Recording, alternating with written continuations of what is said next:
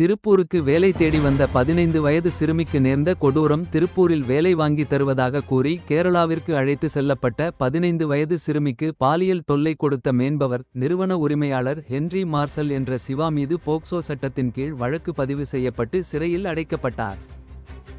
திருப்பூரில் மது விற்ற 2 பேர் கைது. திருப்பூர் வடக்கு போலீசார் நேற்று ரோந்து பணியில் ஈடுபட்டிருந்தபோது எம்எஸ் நகர் மற்றும் பிரிட்ஜ்வே காலனி பகுதியில் சந்தேகத்திற்கிடமாக என்ற பிரபாகரன் வயது 42 மற்றும் தண்டபாணி வயது 30 ஆகியோரை பிடித்து விசாரணை நடத்தினர். அவர்களிடம் விற்பனைக்காக 15 மது பாட்டில்கள் மற்றும் 500 ரூபாய் இருந்தது தெரியவந்தது. இதை அடுத்து போலீசார் வழக்கு பதிவு செய்து இருவரையும் கைது செய்து மது பாட்டில்களையும் பணத்தையும் பறிமுதல் செய்தனர்.